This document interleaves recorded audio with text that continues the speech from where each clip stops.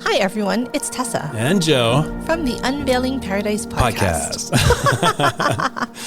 Tessa, summer is almost here, and so many of our listeners are about to have their epic destination wedding. And we are so excited for you guys. Before the big day, guys, we want you to make sure you listen to these 3 episodes.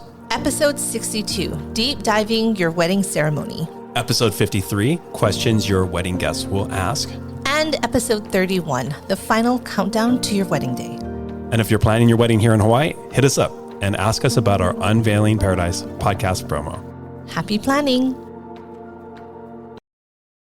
Welcome, everyone, to the Unveiling Paradise podcast show. Hello, Tessa. Good morning, Joe. How are you doing? So good. We have such a fun show. We have a very special guest, and we are going to talk about music. The first guest of season 4. Hey, Yay. Here we go. I'm so excited to introduce Kevin Okutani. He is the owner of Bliss DJs Hawaii. I'm stoked to talk about music and parties and all that good stuff today. Welcome, Kev. Hey, What's Kevin. up? Okay, I got a question. Yeah, for me or for him? Why am I on the 4th season? Well, you didn't make the Joe, first 3. What the hell? Honestly, we had a lot of questions about music and we could not figure out how to even get it together. 4th season, but I'm here. Well, let's talk about your business. Tell us a little bit about how you got into being a professional DJ and MC. Well, it all starts at the club. So maybe I was 19 and a friend says, come and help me. We set up speakers at a prom in Mililani. And, you know, back then, young boys, all they think about is girls. What? So we set up speakers and we got paid like a zip pack. And we were just excited because we got to see girls. Right. So that was the beginning. That was the beginning, just carrying speakers. Yeah, okay. And then it's like, hey, do you want to learn how to DJ? And back then it was turntables. Nothing digital. You had a cassette player. There was no CDs. You had turntables and a cassette player. So fast forward to where you're at now. You are one of the busy, most like high demand wedding DJs on the island. How did you get to that point? I think it's building good relationships, like relationships with the coordinators like Tessa, where they like working with you and you take care of couples. And I think a lot of couples are just looking for stability. Well, and I think playing good music, right? Which is what we're talking about today is you can be great at relationships, but if your music is not great, you're still not going to be a good DJ. So I think that's what we want to talk about today, right? Yeah, totally. So a DJ can make or break your wedding, right, Kevo? Like this is something that's such, especially your reception. Have you been to a wedding before where the music just sucks or it doesn't fit the vibe of the crowd? And it's not just the music, right? I've been to so many weddings without Kevo there. And again, it's the transitions, right? If it's an awkward transition between music or the speakers are not the right, size for the sound and it's like staticky. There's so many things, but I do think that the music choices, the selections are a huge part of making a great wedding. Well, we have such a great show. I think we could talk about a million different things related to a wedding DJ, but today we're going to focus on your song selection and how do you get your songs right. So DJ Kevo, thanks for being on the show and let's get started. Welcome to Unveiling Paradise, your go-to destination wedding podcast. I'm Tessa, wedding planner and owner of Fred & Kate Events. And I'm Joe, wedding and adventure photographer of Joseph Esser Photography. We are based in Hawaii, one of the biggest, most popular locations for destination weddings. We want to share our real-life experiences with you, give you insight from a professional's perspective, and still make sure you're having fun in the process. We're huge believers in the fact that planning a destination wedding can be one of the most amazing experiences, and we want to bring you along. We're so excited to talk with you about weddings, Hawaii, and everything else under the sun. So pack your bags and let's get started. Welcome back, guys, to the Unveiling Paradise podcast. I'm excited to get started, and I have a serious question for Kevo. He doesn't know I'm asking him this, but I know he's going to get the answer right. Kev, if I was to get married today, what would be my playlist? 90s and 2000 hip hop and gangster rap. 100%. Who are my favorite artists? Snoop Dogg, Tupac, Dr. Dre. Exactly. Biggie Smalls. Yeah, Biggie. Wow. How do you know that? I've been working with Tessa for long enough that she demands these things. I sort of feel like you have a little bit of a gangster walk when you walk into a room. I have a little bit of a gangster walk. Yeah. Right. But he knows whenever we're at a wedding, whenever doing setup, whenever we do parties together, Kev always knows that is my vibe. 90s 2000 gangster rap is my vibe. And it's such a huge part of my event and setting the tone for my parties. And it sets the tone for the group because let's say we're talking about a wedding and the couple likes 90s and 2000s hip hop gangster rap. Everybody is going to expect it. So if I didn't play that at their wedding and played classical music, people would be thrown for a loop. It'd be confusing, right? I'm so scared to ask you, Kevo, what my playlist, and don't you dare say polka, even though it's true. I do like to get down to some polka vibes. I've never talked to Joe about it, but just my guess on his vibe, it would be old school alternative like Smash Mouth and Blink 182 and a little bit of sing-along, romantic sing-alongs. Yeah, okay, romantic sing-alongs for sure. I like everything though. I can't dance to anything, so it doesn't really matter what you play. I was thinking more like Milkshake. Yeah. That is my mantra song when I walk into a room. I still can't believe it's Milkshake. So, Kevo, I think a lot of getting to know what that couple's vibe is, that couple's playlist, the music that's going to bring that out in a couple is really important. And a lot of that comes from pre-planning, right? You have to have that knowledge about what is that couple's vibe, what is going to actually get them on the dance floor, what's going to get them hyped up. How do you start? Like, how do you start actually trying to figure out what music fits that specific couple? Especially if you have couples like Joe, where they kind of like, they're like, oh, I like all music, everything. Like, how do you narrow and kind of create that playlist for them? I'm going to toot my own horn here. I was one of the first DJs to come out with a music worksheet. Okay. Because I thought it was very important to hear what the couple wanted and didn't want. So our music worksheet asked for like ceremony music and pre-ceremony music and what kind of genres do you want during cocktail and dinner. And then our page 2 talks about the program where what song do you want to come into, grand entrance, first dance, dance with your dad, money dance, cake cutting, etc., etc. And then our last page, again, asks for genres that you'd like to hear and give us your top 6 must play, don't miss this song, banger of the night, and then give us like 20 of your favorite songs that not necessarily might get played, but that's what you'd like to hear. And that totally gives us a good window into what they want to hear. I like that. So top 6 favorite songs, because it can kind of be a bunch of different genres to kind of get an idea. Like, I want Taylor Swift, I want Biggie, I want ABBA, right? So there may be multiple types of music, but you can kind of get their vibe to kind of create that playlist for them. Do you ever get songs that are requested? You're like, ooh, that's going to be like something that clears the dance floor. Has that ever happened? Or, or do you use that more as like a gauge of the couple's vibe and the sort of genre and just understand like the type of music that they're going to be into? Maybe it's not the specific song, but this is what I'm going to kind of like play with when I'm mixing up the music. 100%. So yeah, we always look at the list and we always go, wow, Macarena again. The reason why I say this is because people put that on there because they think, oh, everybody likes that song and everybody knows how to do it. But 95% of people don't know how to do the Macarena. What? I totally know how to do it. Right? And then they start wailing out there and I'm like, okay, I guess we're playing our next song. Or the chicken dance even, we wonder about it because chicken dance is normally on our do not playlist. The chicken dance, you probably have that downloaded. It's in your stock library. Like if there's requests for songs, right, you have to pre-plan that. So if it's the chicken dance in Russian, so do you actually have that song saved on your hard drive, with your whole gallery and your whole library of music? Probably not. Not the Russian version. So that's why I think when you talk about pre-planning your music list, if you're in a random place, like there's places on this island that there is no connectivity. You cannot download the Russian version of the chicken dance because you just don't have connectivity. If you have those very specific songs that are your must-have, your DJ has to know about them in advance.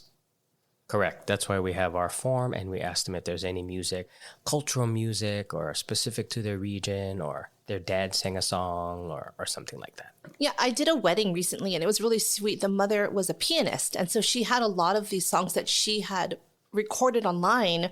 And we were at a venue that, again, the reception is not great. So the DJ downloaded those before. So as the bride walked in, it was that piano song that her mom actually recorded.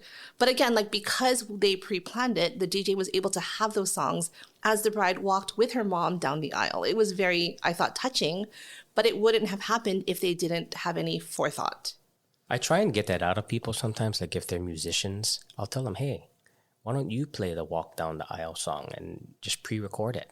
Play it on the guitar, play it on the piano. That adds a nice special touch to your wedding. I love that. We always talk about this thing. Having a professional at your wedding, whether it's a florist, a photographer, DJ, is always such an important touch. And I want to just share my own experience of having a DIY DJ. I was at a wedding one time. The brother of the groom was in charge of playing the song as the couple walks down the aisle. They didn't have the song pre-recorded. What they were doing is they were going to try to stream it from their phone, right? So I can't remember, it was Canon and D or whatever they did.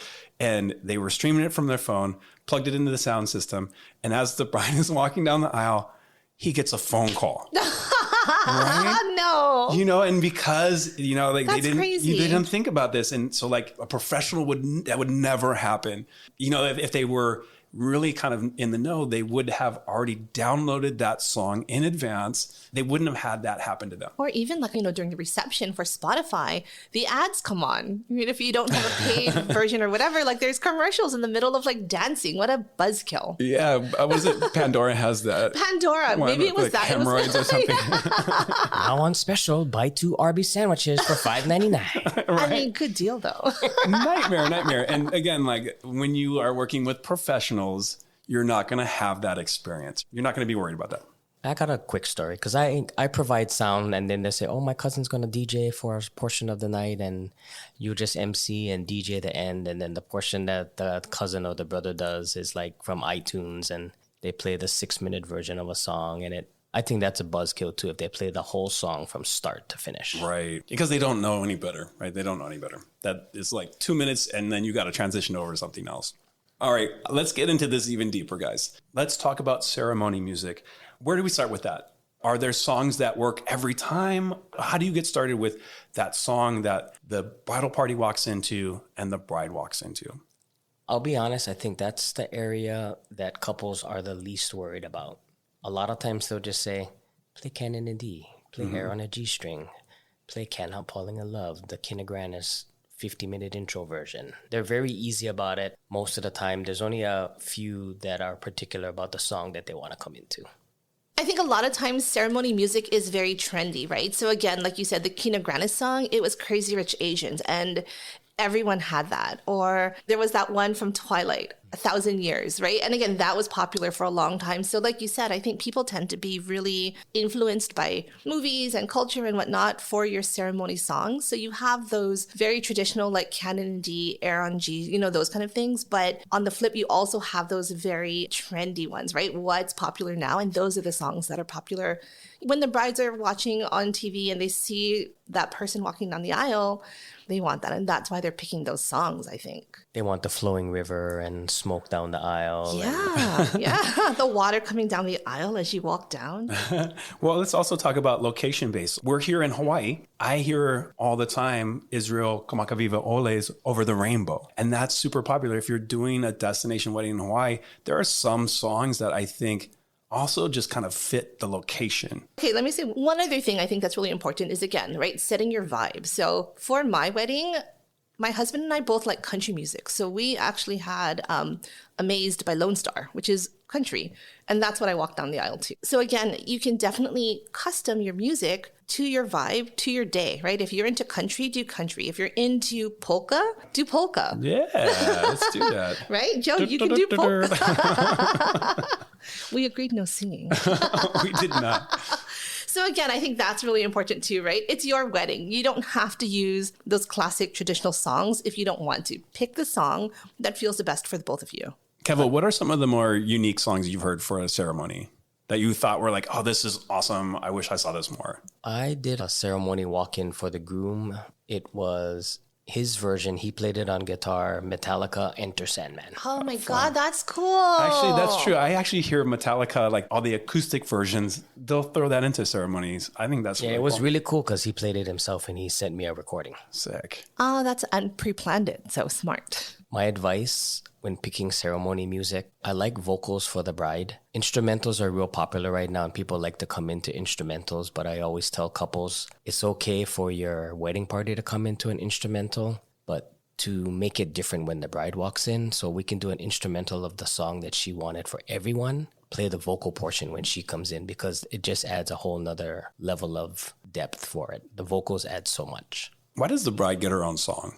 I think it's because, so two things. Let's say the minister forgets to tell people to stand. It's a definite break between wedding party and bride. So the people will know that there's a change. It kind of hypes them up and it's like that. Yeah. It like kind of lets them know. So switching it to post-wedding, they've kissed, they're pronounced, now what? What is that popular, or what type of songs are you hearing as the couple is walking back out married for the first time? So if we want to talk about like the trending songs, kind of like 1,000 Years and Thinking Out Loud for your bride walking in, exit songs is Bruno Mars, Marry You. Hype songs, maybe old school like Celebration. But again, if I have the chance to talk to couples, I'll tell them, pick your jam. You're fist pumping. I'm going to hop on out of here. We're married. Let's go. Like Dr. Dre.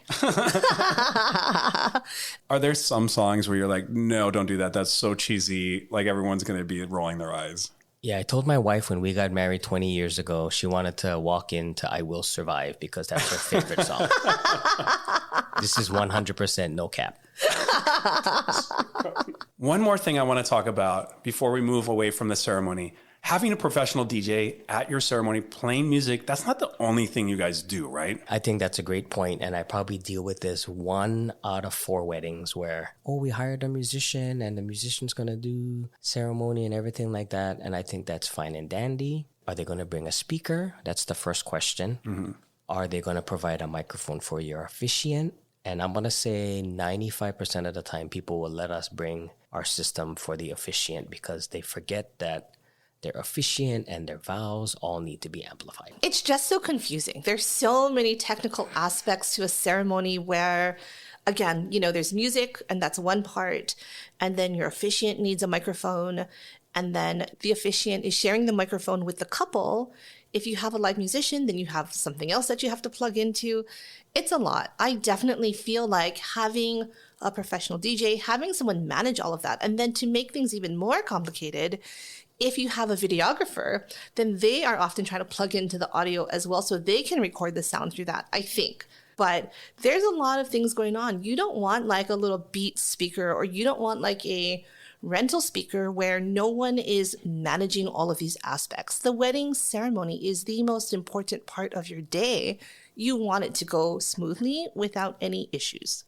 And you want people to hear what you're saying, right? I think that's I guess part unless of it, you right? don't, right? If you're very private, then that's fine. But most people want your vows, want your pronouncement to be heard. So the next part where I see music happening a lot, and tell me if I'm wrong here, is your cocktail hour. So you need music to set a vibe, and music sets a vibe. It creates that like feeling and that experience for your guests. What music do you typically sort of steer your couples to for like the cocktail hour after the ceremony's over? I try my best to steer couples to play more of their upbeat, off of dance, but upbeat enough where people are still grooving and dancing and bobbing their heads. So R&B and house music and your softer EDM music and acoustic guitar music, stuff that has good rhythm and upbeat. You don't want people to be falling asleep during the cocktail hour. I actually see that sometimes where DJs will play super lounge music, and you're right, it's too mellow. You want that little kick of energy, but not like so much that people are, going to be already starting partying and everything. Yeah, we need high energy going into the reception because as soon as everybody sits down, the first thing that happens is their grand entrance.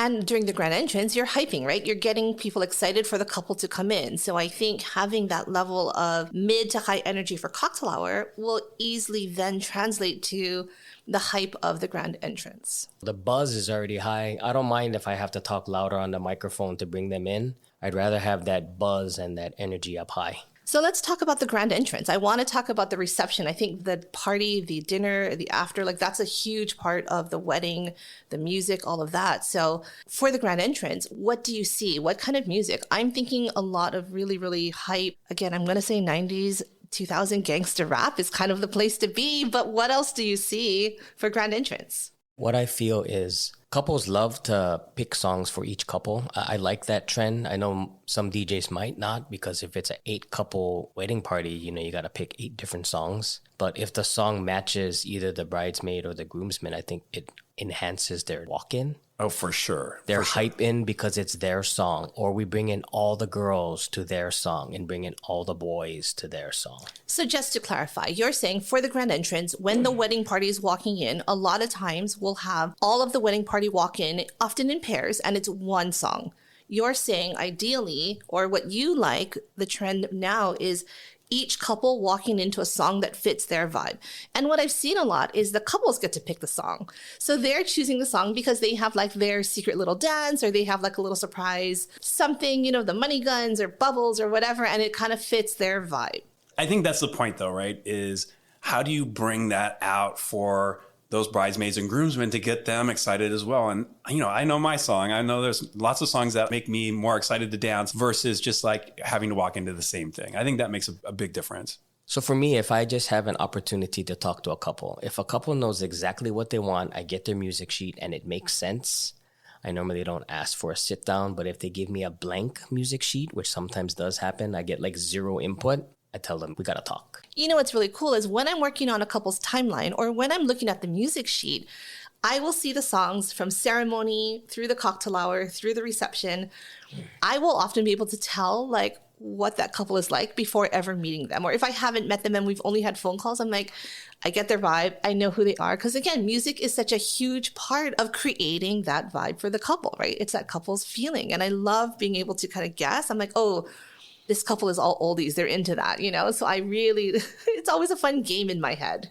The other thing that I've been seeing a lot is bridesmaids and groomsmen will have their own choreographed grand entrance. So they'll have they've pre-planned a lot of this before, and it's super fun.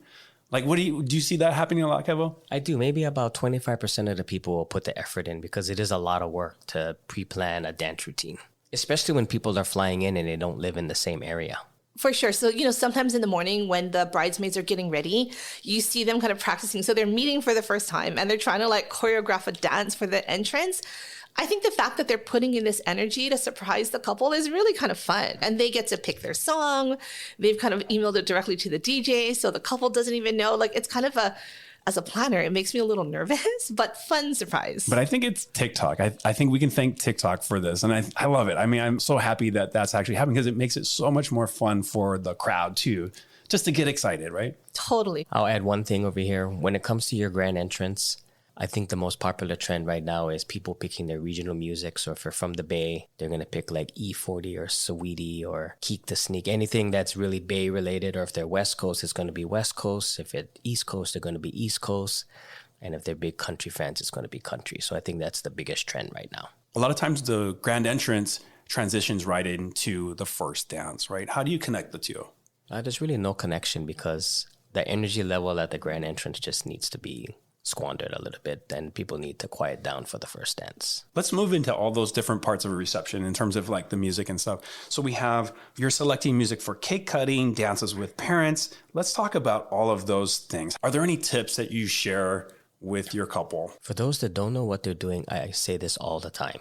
If they're struggling picking their first dance song, let's say they have 3 choices that they're struggling with, I tell the couple, you can use it at 2 other places during the night. So if you're struggling picking your first dance song, use one for your first dance, use one for your walk down the aisle, and use your third song for cake. Then that way, your 3 favorite songs are still getting played at your wedding. One thing that I see a lot, right, is a lot of couples that aren't really into the spotlight. They're starting their first dance. And when we're talking, and I'm sure you hear this a lot, Kev, is they'll say, you know what, we don't really want to dance. So can we do the first dance for 20 seconds and then just cut it?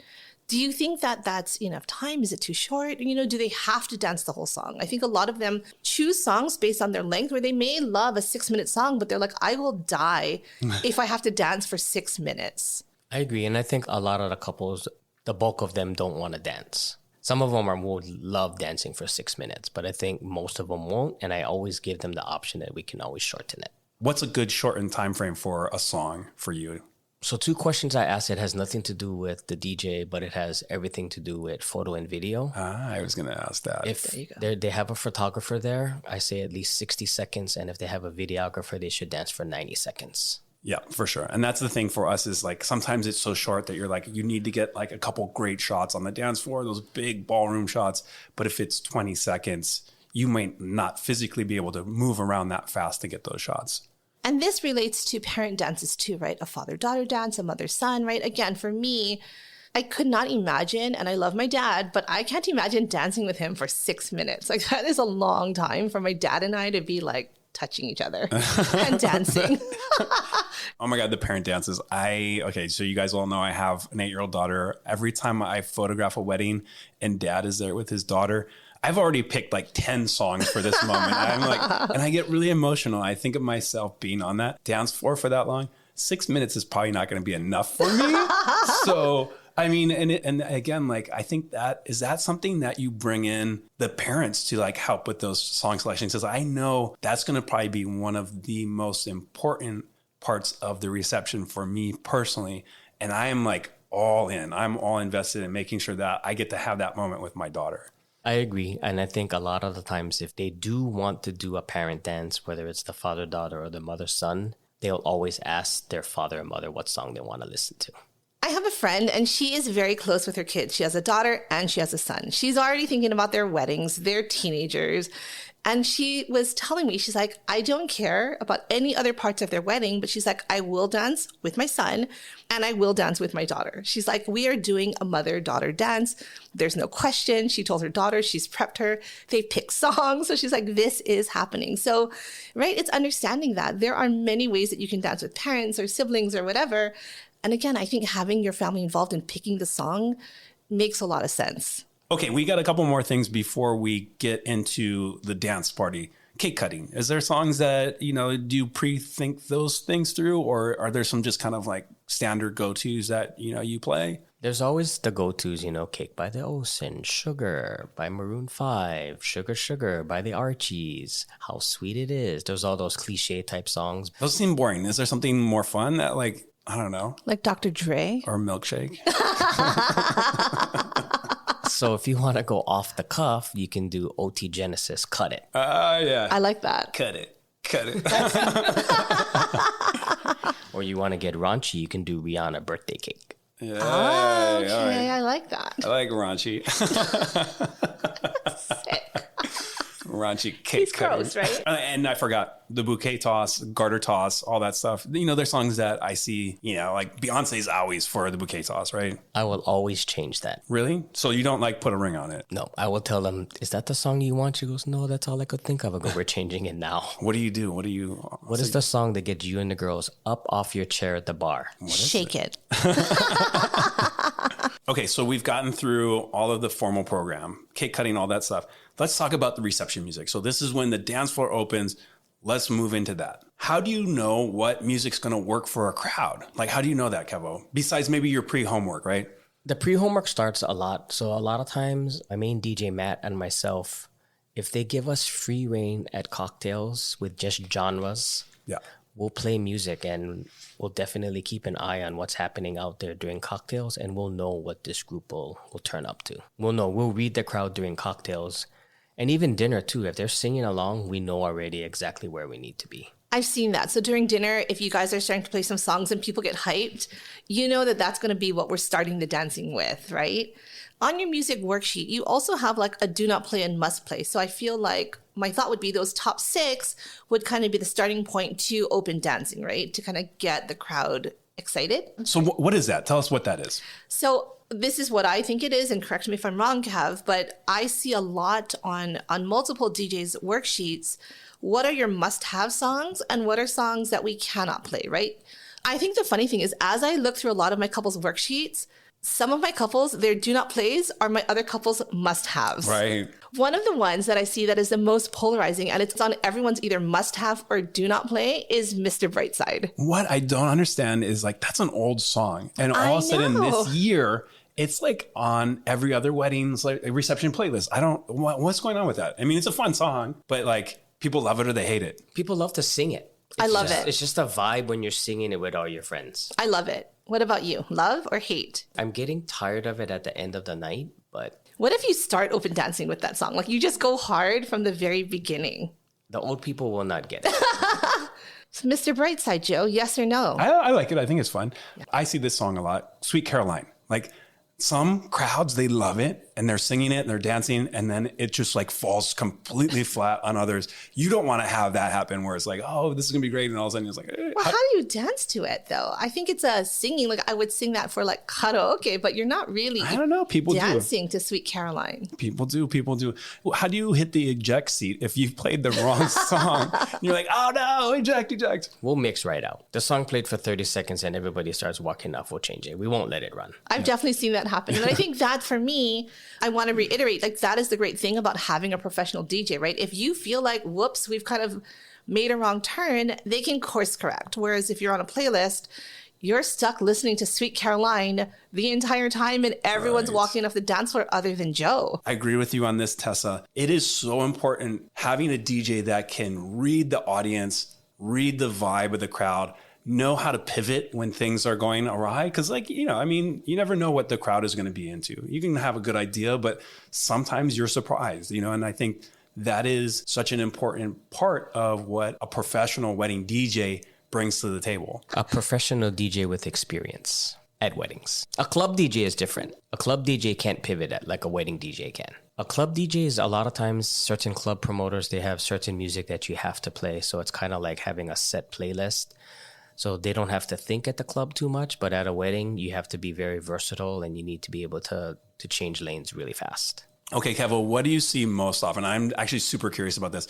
What do you see most often is on the do not absolutely play this horrible song list? Number one song guarantee is the chicken dance. Is on the do not. Okay, what else do you see? What else we got? And like Tessa was saying, the most popular and the most hated always interchange. So Electric Slide might be on the top 6 and Electric Slide is going to be on the do not play. Those line dances are either going to be the hit and people want it, or the line dances like Cupid Shuffle and the Electric Slide are going to be on their do not plays. And that's really interesting because it's totally right. Like some of these songs bring the whole crowd out and some it's like, oh gosh, we can't do that. Not a line dance again. Yeah.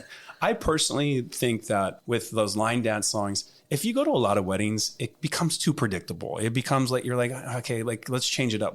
You want to have a unique wedding. You want to have a unique experience for your couple and their guests. I think sometimes there are songs that get overdone. Bruno Mars to me is overdone right now. And I guess I'm just like, I've heard him too much at wedding receptions. Bruno needs a new album.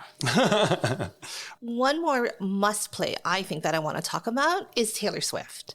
She is so trending. Everybody loves her. Like, do you find her... Can you dance to Taylor Swift, though? I think Taylor Swift is perfect in every way. You can dance to all her songs. And again, like, she's so trending right now that I hear Taylor at every single wedding. Anytime she's played, everyone, guys and girls, jump up and start dancing. Is that right? So that brings the crowd. Guys and girls, I will agree with that. That's so interesting. And also, just for the record, Taylor Swift... We would love for you to be on our show, but we're not sponsored by you yet. So, hey, whatever.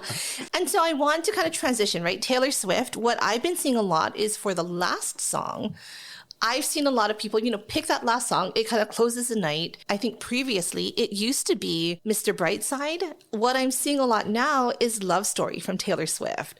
And I think there's so many different versions of that song. I've seen a slower down version if people want to kind of slow it down. I've seen kind of the hype one, and everybody is singing it. Everybody knows Love Story. Joe, I bet you even know that song. You have to. I actually don't. I'm a hardcore polka listener, guys. So.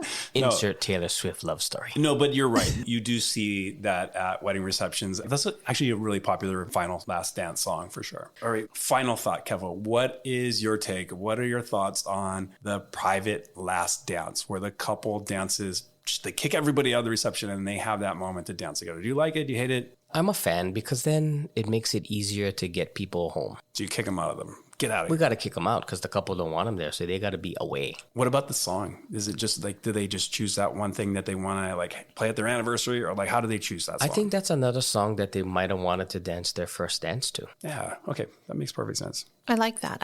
Again, now we can use another first dance song but at the end of the night where it's just them. But it's a good opportunity if you don't want to dance in front of your family and you feel nervous dancing in front of your family. Now's your chance that it's just really the two of you guys and the photographer. Kevo, this has been awesome to have you on the show. I think we could talk about this for like hours and hours. We see and hear so many songs getting played and we're like, is this great? Is this horrible? Like, what else is going? Before we end the show for today, let's talk about your business. Tell us how our listeners can find out more about Bliss DJs and everything that you do at weddings. Okay, so Bliss DJs, numbers-wise, started the name Bliss DJs in 2011. Been doing weddings hardcore since then. I think our peak wedding count was 288 weddings in 2019. You can find us at blissdjs.com. We're also on social media, Bliss DJs Hawaii, and Facebook. So Instagram, Facebook, our website is blissdjshawaii.com. All our links are there. You can find us there. I'm so glad that we finally had you. It took 4 seasons for you to finally agree, and we were thrilled that you are here. Thanks, everyone, for listening to another episode. Stay tuned. We have so much going on for this season. Please send us your favorite songs. We're dying to know. My favorite right now is Shake It by who? MC Shy D. So listen to that song, guys. Tell me if you think that's my vibe. Joe, yours is Milkshake. It fits his personality, guys. And I hope you guys have a great week. All right, guys. Thanks again. Bye. Thanks for listening to another episode of Unveiling Paradise. If you enjoy our show, please follow us and rate us on Spotify or wherever you listen to podcasts. It would really mean a lot. And don't forget to also get on our mailing list and follow us on Instagram. Just do it already. Until next time, this is Tessa. And this is Joe.